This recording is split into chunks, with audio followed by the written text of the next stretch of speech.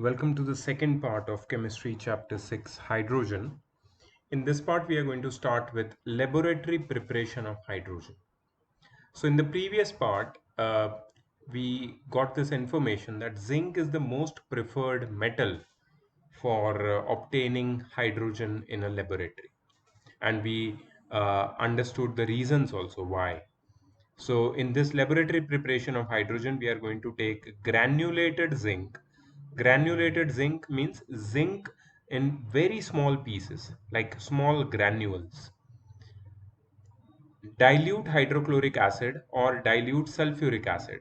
Achha, why the zinc has to be granulated? Because then the reaction will proceed easily, fast, quickly, right? So that's why the zinc must be granulated. Okay, what is the procedure?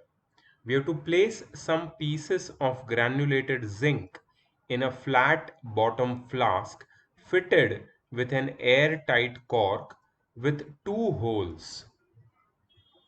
We have to put some pieces of granulated zinc in a flat bottom flask and put cork over this flat bottom flask having two holes. In one of the holes, we have to put a thistle funnel or a dropping funnel, and in the second hole we have to put a delivery pipe.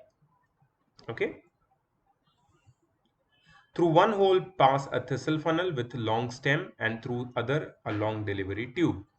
Pour dilute hydrochloric acid or dilute sulfuric acid, anyone, through the funnel. As soon as you put dilute hydrochloric acid or dilute sulfuric acid through the funnel, it reacts with zinc to produce zinc chloride or zinc sulfate, and hydrogen gas is evolved.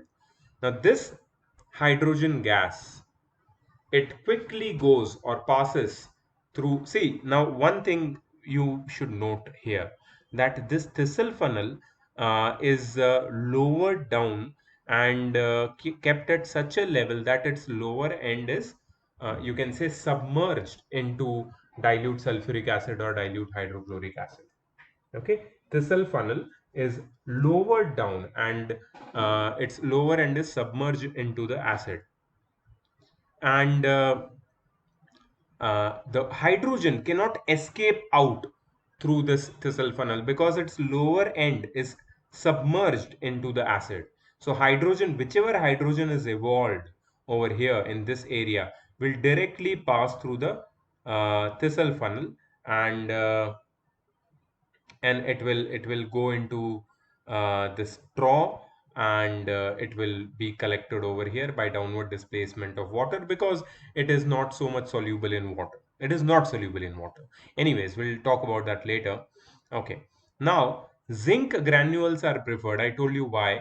Zinc granules are preferred for this reaction over pure zinc because the impurity present in granulated zinc is copper. Okay, so that's not only the surface area of zinc which matters. The granulated zinc also has some impurities. For example, copper, whose catalyzing effect, which acts as a catalyst and whose catalyzing effect speeds up the rate of reaction. Okay, observation. Reaction will gradually start in the form of effervescence. Effervescence means fizz, and evolution of gas. When all the air from the apparatus has been expelled, collect the gas. Okay, collection of hydrogen. Now this is also very important. Hydrogen is collected by the process of downward displacement of water.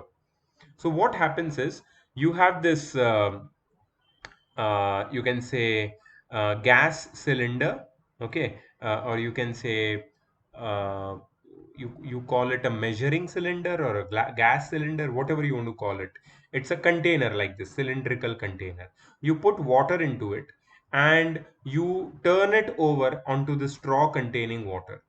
Okay, this straw which contains the water has a stand in the bottom of it, inside which there is a hole, and this tube passes into that hole. Okay, so the whole thing is filled with water, over which you invert this cylinder, gas cylinder or gas container or measuring cylinder, containing water. Now that water comes down by some level. Okay, water comes down by some level. Now when hydrogen will begin to collect over here in this part, water will come down by more level. So hydrogen is going to take place of the water, and water will get collected in the draw. It will come out of this measuring cylinder further. Okay, so that is the method of collection of hydrogen, that is downward displacement of water. It is virtually insoluble in water. 20 ml of hydrogen dissolves in 1 liter of water under normal conditions, and it forms explosive mixture with air, and therefore it cannot be collected by downward displacement of air even though it is lighter than air, because with air it forms an explosive mixture. Impurities present in hydrogen can be hydrogen sulfide, sulfur dioxide, oxides of nitrogen, phosphine, arsine, carbon dioxide, water vapor, etc. Impurities can be removed from hydrogen by passing it through silver nitrate solution to remove arsine and phosphine.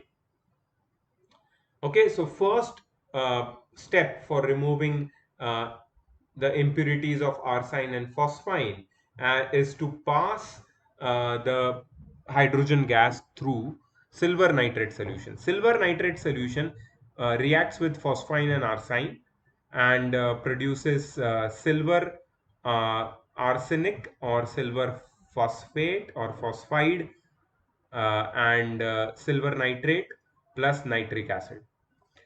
And then lead nitrate solution is also used, uh, through which hydrogen gas is passed through to remove hydrogen sulfide. Lead nitrate reacts with hydrogen sulfide to form lead sulfide plus nitric acid.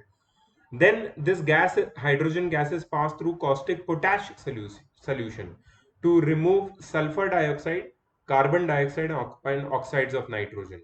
So this caustic potash solution is able to remove three impurities at one go, and the three reactions are given. So this is the purification of hydrogen. After preparation of hydrogen, this impure hydrogen is first passed through silver nitrate solution, then it is passed through lead nitrate solution, then it is passed through potassium hydroxide solution, and then it is passed through anhydrous calcium chloride to remove any water vapor or moisture present in hydrogen gas, and pure dry hydrogen is obtained.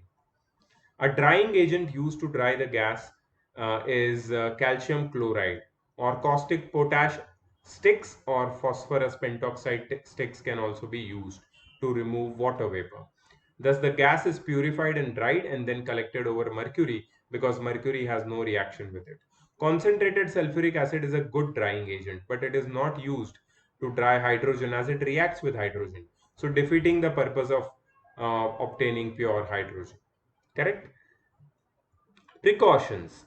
The following precautions must be taken while preparing the gas, because a mixture of hydrogen and air explodes violently when it is brought near a flame. The apparatus should be airtight and there should be no leakage of gas. See, hydrogen is odorless. So even if it leaks and you don't know about it, then there can be a huge accident.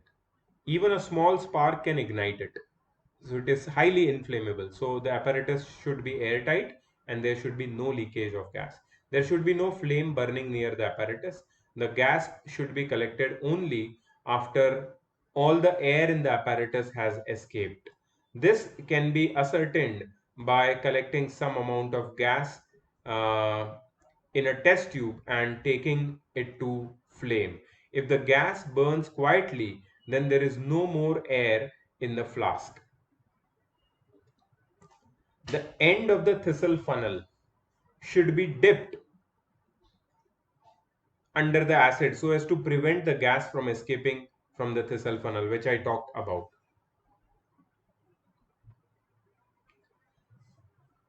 See, some note is there. Nitric acid, even in its dilute form, is not used in the preparation of hydrogen gas from metals, because nitric acid is a powerful oxidizing agent. And oxygen formed due to the decomposition of nitric acid oxidizes the hydrogen to give water, thus defeating the purpose of the reaction. So when zinc reacts with nitric acid, it forms zinc nitrate, and the hydrogen liberated quickly reacts with oxygen to form water, and nitrogen monoxide or nitric oxide is evolved. Magnesium and manganese are the only metals which react with very dilute 1% dilute nitric acid to liberate hydrogen. The oxidizing action of the acid is much reduced due to its over dilution. So magnesium plus nitric acid gives magnesium nitrate plus hydrogen. So concentrated dilute acid and sulfuric acid are not a problem, but nitric acid has to be used only with magnesium or manganese, that too only 1% dilute nitric acid. Concentrated sulfuric acid is not used in the preparation of hydrogen. Only dilute sulfuric acid is used. Why? Because concentrated sulfuric acid will produce sulfur dioxide. Okay, so that's why it is not used. We want hydrogen. Test for hydrogen. Number one test. Hydrogen is combustible, but it does not support combustion. It burns silently in air or oxygen with pale blue flame forming water.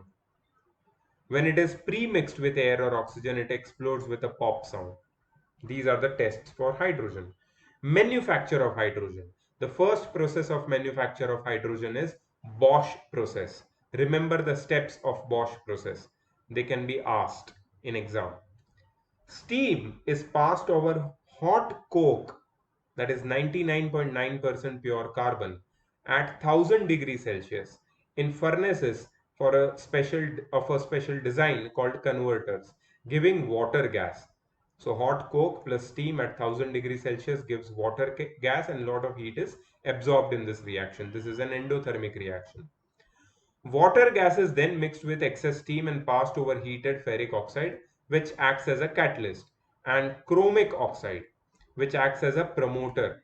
So chromic oxide and ferric oxide at 450 degrees Celsius with water gas and steam gives you carbon dioxide, hydrogen, and lot of heat. So this is Bosch process. Now we have obtained hydrogen.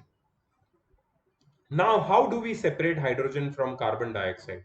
This mixture, carbon dioxide plus hydrogen, is forced through cold water under a pressure of 30 atmosphere or through caustic potash solution, which dissolves more soluble carbon dioxide and leaving hydrogen aside. Separation of carbon monoxide. Now it is seen that some carbon monoxide also gets mixed with hydrogen. So the mixture is passed through ammoniacal cuprous chloride. Remember the name, ammoniacal cuprous chloride. Okay, in order to dissolve any uncombined carbon monoxide. So copper chloride plus carbon monoxide plus water gives copper chloride dot CO dot 2H2. Thus hydrogen gas is left behind. Okay, so that's the first process, first industrial process of manufacture of hydrogen, which is known as Bosch process. Water gas, from water gas to uh, the combination of hydrogen and combination of hydrogen and carbon dioxide, from combination of hydrogen and carbon dioxide to combination of hydrogen and carbon monoxide, and finally separate hydrogen by electrolysis of water. Now this is a relatively safer way of preparing hydrogen, slower but safer way. Commercially, hydrogen is also obtained by electrolysis of acidulated water. So this is the you can say setup for preparation of hydrogen by electrolysis. This is this setup which you see over here. It is called I knew its name. Wait just a moment. Let me get the name for this. Okay, this is the setup for preparation of hydrogen by electrolysis, and this is known as Hoffman's Hoffman's voltameter. Hoffman's voltameter. So this is the electrolytic cell in which there are electrodes, two electrodes you can see over here, which are connected with the positive and negative terminal of the battery respectively. And the amount, the gas which you see in lesser, you can say, amount is oxygen over here, and this is hydrogen. So hydrogen being positive ion, it gets collected, uh, it gets liberated over the negative electrode, which is cathode. Okay, and this is anode, which is positive electrode, which collects oxygen over it. Okay, so this is basically Hoffman's voltameter, and we'll study the procedure of obtaining hydrogen by electrolysis of water using this apparatus. So water is a poor conductor of electricity. In order to make it a conductor, very small amount, few drops of less volatile acid, that is sulfuric acid, is added to water. On passing electric current through acidulated water, water dissociates. Dissociates means gets split. Dissociates means gets split into two ions, hydrogen ion and hydroxyl ions. Okay. Now, hydrogen ion being positively charged moves towards cathode, negatively charged electrode. So at cathode, this hydrogen ion goes and accepts an electron, because cathode is a negative terminal of the battery. So it gives the one electron to hydrogen ion, and it forms one hydrogen atom. Like these two hydrogen atoms are formed at cathode, and it forms a hydrogen gas, which is liberated and collected over cathode, which is in greater quantity. Hydrogen gas is evolved at cathode. OH minus, being negatively charged ion, moves towards anode. So OH minus accepts one electron and becomes OH. Like this, two OH combine together to form water and oxygen. Like this, two oxygen combine to give oxygen gas, which is evolved at anode. So here there is oxygen and here there is hydrogen, and the remaining water gets into the electrolyte back again. So water dissociates to give hydrogen and oxygen with the help of electric current.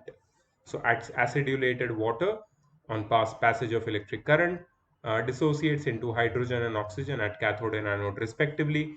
The main advantage of this process lies in the fact that oxygen is simultaneously produced at anode, and both uh, oxygen is simultaneously produced at the anode, and both the gases are pure. Okay, cool. So we separate water into hydrogen and oxygen. That is the main disadvantage, which is not the case with the previous process, Bosch process. Okay, so this part was only a tiny little part, laboratory preparation of hydrogen and industrial preparation of hydrogen with test of hydrogen. Okay, moving on to the next part, properties of hydrogen. Physical properties. So hydrogen is colorless, odorless, tasteless, non-toxic. It has a density of 0.899 gram per milliliter. It is the lightest known gas. It is 14.4 times less dense than air. It is very slightly soluble in water. 1 liter of water dissolves about 20 ml of hydrogen under normal conditions. It liquefies below minus 240 degrees Celsius under pressure of about 20 atmosphere. So these are the physical properties of hydrogen. Occlusion. Hydrogen is readily absorbed by palladium or platinum or nickel at room temperature. For example, one volume of finely divided palladium takes up 900 volume of hydrogen at room temperature. This phenomenon is known as occlusion or adsorption. Adsorption is a special process of absorption of a gas on a surface of a solid. Okay, so that is one case with hydrogen. Okay, uh,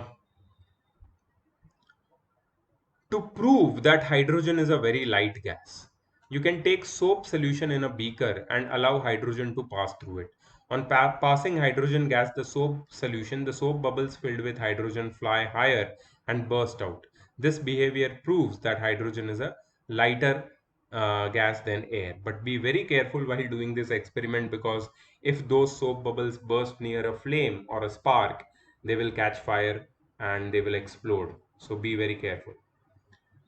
Chemical properties of hydrogen. Hydrogen is a reactive element. It reacts with non-metals, metals, metallic oxides, even organic compounds under appropriate conditions.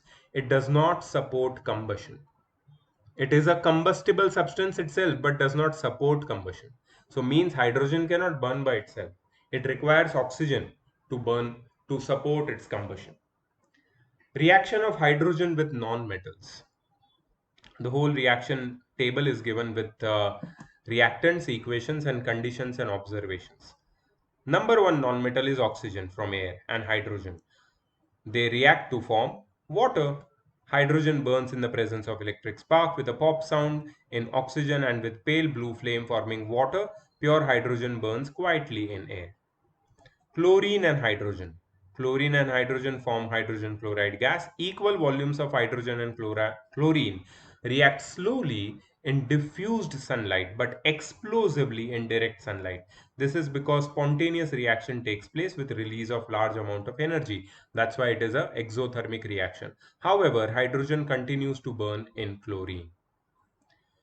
Nitrogen and hydrogen, Haber's process. You will study this in class 10th. Nitrogen and hydrogen produces ammonia. Three volumes of hydrogen and one volume of nitrogen react at temperature of 450 to 500 degrees Celsius and a pressure of 200 to 900 atm atmosphere in the presence of a catalyst, finely divided iron with molybdenum as a promoter. Sulfur and hydrogen. Hydrogen and sulfur combine to give hydrogen sulfide. Hydrogen gas, when passed through molten sulfur, reacts to give another gas, hydrogen sulfide. See, this is the setup for proving that hydrogen burns in air to form water. Hydrogen forms an explosive mixture with air due to the oxygen present in air. If the amount of air is less in mixture, the explosion is not dangerous. That is, the gas burns with a pop sound only, but a large amount of mixture causes a dangerous explosion, leading to serious damage and injuries. Hydrogen-oxygen mixture is called detonating mixture. So, I read somewhere this very interesting, you can say, information. Uh, Nazi Germany, Nazis, everybody know Nazis, Germany, Hitler. Uh, so they had you can say, an aircraft in which they used the fuel hydrogen. See, I'll show you. German aircraft with, sorry, Graf Zeppelin. Yes. Yes, no, not Graf Zeppelin, but it was something Zeppelin.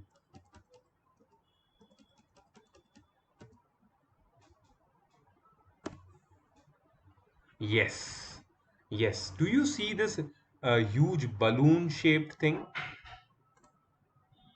You see this huge balloon shaped thing? US Navy is written over it. I don't know why, but actually it is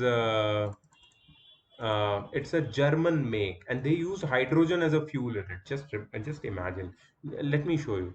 German aircraft. I think in World War One or two. I'm not sure about that. With hydrogen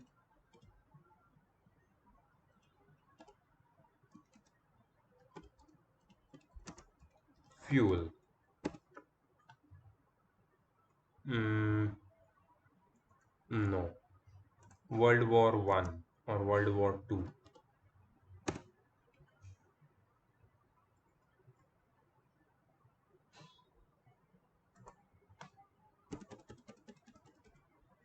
German carrier.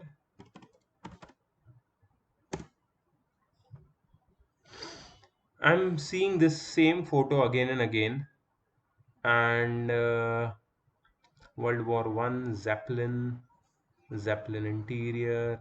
Yeah, this is it. This is it actually.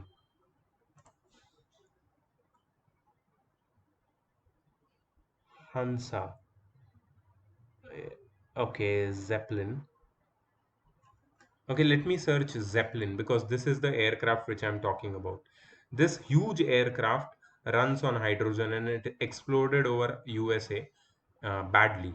Zeppelin,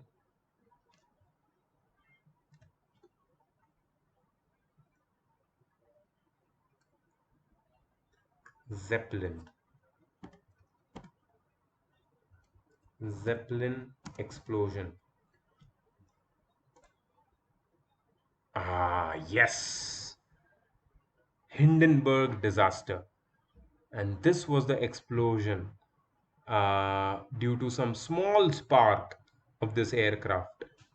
And this was crazy. This was crazy. And you know why this explosion uh, occurred? That is due to the fuel hydrogen. So after this explosion, after this disaster, uh, scientists suggested uh, German government to stop using hydrogen as a fuel. But hydrogen is an excellent fuel, but it is a detonating mixture as well.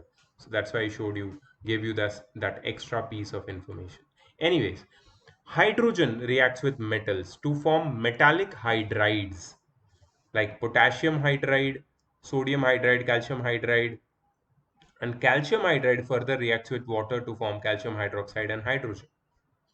So dry hydrogen, when is passed over heated metals, it reacts to give their corresponding hydrides, potassium or sodium or calcium hydride. The hydrides thus formed further react with water to form hydrogen.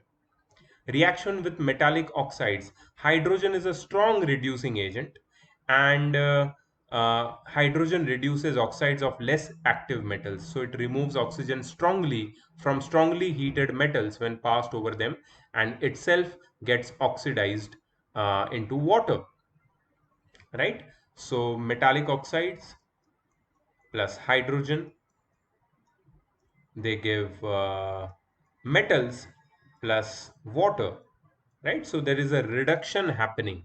Oxygen is removed from metallic oxide, and that is due to the reducing agent, reducing property of hydrogen. But this happens only with the less reactive metal: iron oxide, lead oxide, copper oxide. In the presence of catalysts like nickel, hydrogen directly combines with organic compounds that have double or triple bonds between two carbon atoms. This process is known as hydrogenation. So this is a very important process. You are going to study about this in detail in class 10th in organic chemistry. So you see ethylene. Ethylene is a compound of hydrogen and carbon. This is known as a hydrocarbon. Acetylene.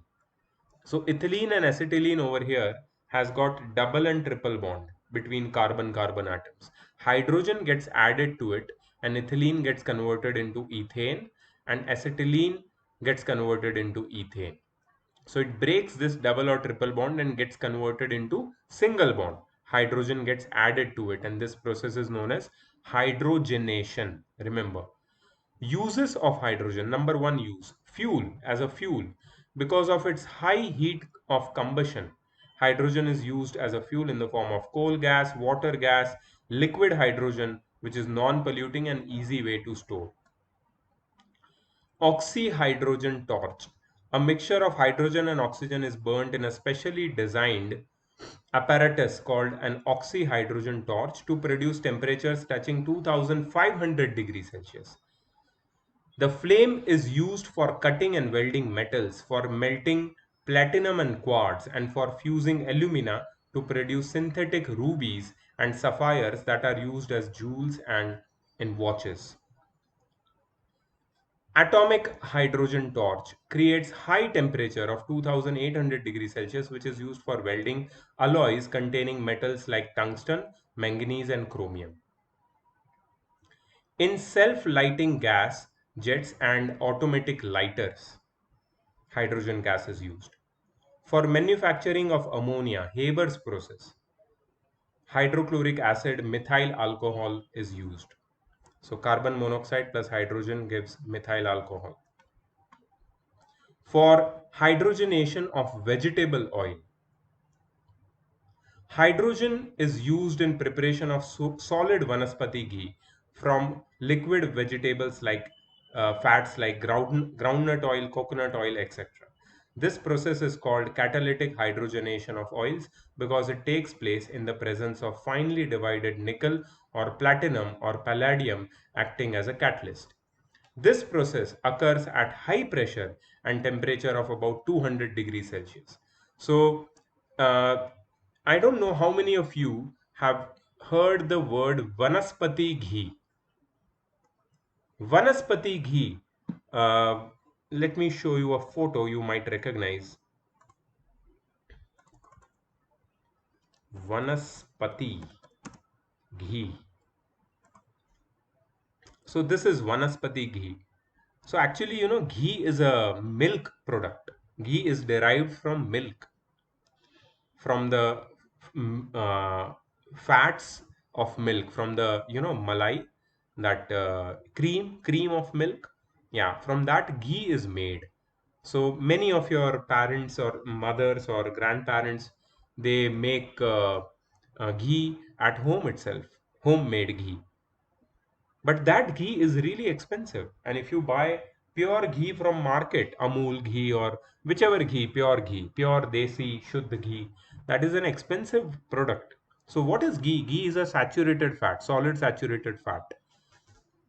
If you heat it, it melts, gets converted into a liquid fat, again gets solidified if the temperatures are low enough.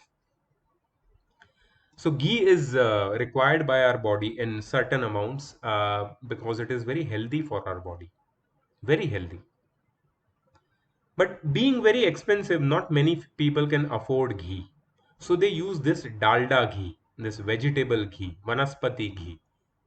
What is vanaspati ghee? Vanaspati in in Hindi means uh, vegetable, plants. Vanaspati means plants.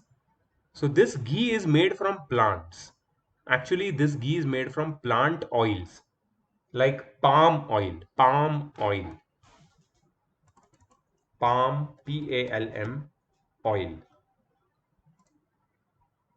Okay, so this palm trees, they give you palm oil, and this palm oil is used for making vegetable ghee, vanaspati ghee, which is very cheap because palm oil is very cheap comparatively to Shuddh ghee derived from milk products. This ghee, palm oil ghee or vanaspati ghee or vegetable ghee, is very easy, and you can say very cheap product.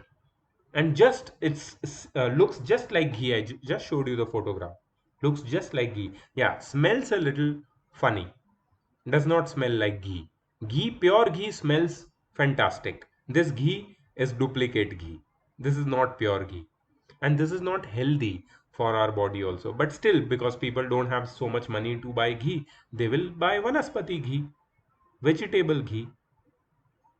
Okay. So, vanaspati ghee is used by many families in India, uh, but it is not advisable. So, this ghee is prepared by catalytic hydrogenation of oils, by the process of hydrogenation. So, what they do is they add hydrogen into this oils, vanaspati oils or palm oils or groundnut oils, and they convert it into solid fats, and this takes place in the presence of finely divided nickel or platinum acting as a catalyst and at a temperature of 200 degrees Celsius and at a high pressure. So remember this very important use of vegetable oil and hydrogen. And also hydrogen is used for producing artificial petrol from coal. Passage of hydrogen under high pressure over powdered coal in presence of a catalyst is known as hydrogenation of coal. It produces a product similar to petroleum but containing higher proportion of hydrogen. So this is duplicate petroleum that can also be prepared using hydrogen and coal. In extraction of metals, we just understood that hydrogen is a very good reducing agent. So it can extract pure metal from its oxide. These are the reactions. Oxides of active metals like sodium, potassium, aluminum, calcium, and magnesium have great affinity towards oxygen. These oxides do not get reduced by hydrogen. So active metal oxides are reduced only by electrolysis, not by reduction using hydrogen. In meteorological balloons to study weather conditions, since hydrogen is a lighter gas, uh, it is filled in the balloon, meteorological balloons. They are sent up in the atmosphere and to study the weather conditions. But now helium is used in place of hydrogen because hydrogen is highly inflammable. Okay, so this part is over. Okay, let's go to the last part, oxidation and reduction. Now, this is not a new topic, oxidation and reduction. We have studied this topic in the previous chapters also. right? Where we studied the types of chemical reaction, oxidation and reduction was very important topic over there. So I'm not going to go in that much of detail in this particular topic, just going to give you an overview. Okay, so in electronic concept, remember all the things, and if you want you can take notes. In electronic concept, oxidation is loss of electron. If electron is donated, that means oxidation has happened. Okay, oxidation is also defined as addition of oxygen or addition of electronegative ion or removal of hydrogen. Okay, or removal of electropositive ion. So there are four definitions of oxidation over here, five in fact. जब electron donate होता है तो उसका मतलब oxidation हुआ, oxygen add हुआ तो भी ऑक्सीडेशन हुआ, addition of electron negative ion जैसे क्लोरीन, हाइड्रोक्लोरिक एसिड, ये सब फेरिक क्लोराइड प्लस क्लोरीन, हाँ क्लोरीन इलेक्ट्रोनेगेटिव आयन, ठीक है. Ferrous chloride and zinc are oxidized to ferric chloride and zinc chloride respectively by gain of electronegative ion chlorine. या तो chloride ion जब gain होता है किसी भी कंपाउंड में या एलिमेंट में तो ऑक्सीडेशन हुआ. तो addition of electronegative ion is oxidation. Removal of hydrogen is also oxidation. And removal of electropositive ion जैसे potassium iodide plus hydrogen peroxide gives potassium hydroxide. तो iodine is removed from potassium, or you can say oxygen. Achha, potassium iodide is oxidized to iodine by loss of electropositive ion potassium. Correct. Potassium iodine iodine potassium iodide में से potassium loose हो गया और सिर्फ iodine बचा, मतलब loss of electropositive ion भी क्या होता है, ऑक्सीडेशन. तो ऑक्सीडाइजिंग एजेंट्स कौन होते हैं? One that oxidizes the other substance by accepting electrons or by providing oxygen or an electronegative ion or by removing hydrogen or electropositive ion. तो ये सारी फाइव मेथड्स है जिससे हम किसी भी कंपाउंड या किसी भी एलिमेंट को ऑक्सीडाइज कर सकते हैं.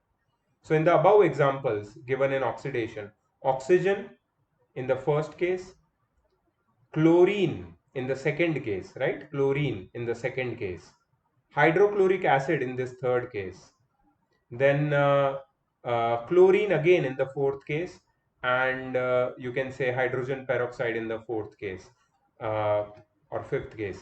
They are all oxidizing agents. Some examples of oxidizing agents are given here: solids, liquids, and gases. Manganese dioxide, red lead, lead oxide, potassium permanganate, potassium dichromate, bleaching powder, etc. Some examples of liquid oxidizing agents are hydrogen peroxide, concentrated nitric acid, concentrated sulfuric acid, bromine, etc. Some examples of gaseous oxidizing agents are oxygen, ozone, chlorine, etc. Tests for oxidizing agents. Most oxidizing agents respond to the following tests. On heating strongly, they liberate oxygen which rekindles glowing splinter. They may form a yellow precipitate of sulfur where hydrogen sulfide is bubbled through their solutions. So if you ask me, test for oxidizing agent, not so important. Just keep in mind, if at all you get a question on them, but generally they are not much asked in detail. The questions about them are not asked in detail, okay? On warming with concentrated hydrochloric acid, they liberate chlorine that bleaches moist litmus paper. On treating with acidified potassium iodide solution, they liberate iodine, which imparts a blue color to freshly prepared starch solution. An oxidizing agent also turns potassium iodide paper brown due to liberation of iodine. Reduction. In the electronic concept, reduction is defined as a process in which an atom or an ion gains electron, or oxygen is removed from a compound, or addition of electropositive ion happens, or addition of hydrogen, or removal of electronegative ion. These all are the examples of reduction. And reducing agent are those which reduces the other substance by either providing electrons or by providing hydrogen or by providing electropositive ion or by removing oxygen or by removing an electronegative ion. So in the above examples which we saw, in the first example, electron is added to copper ion.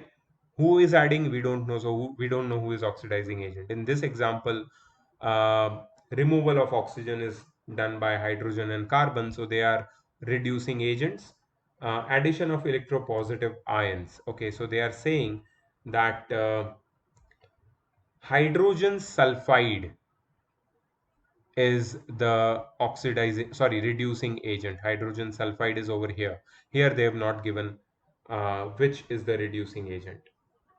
Then ammonia, stannous chloride. Yes, stannous chloride is this.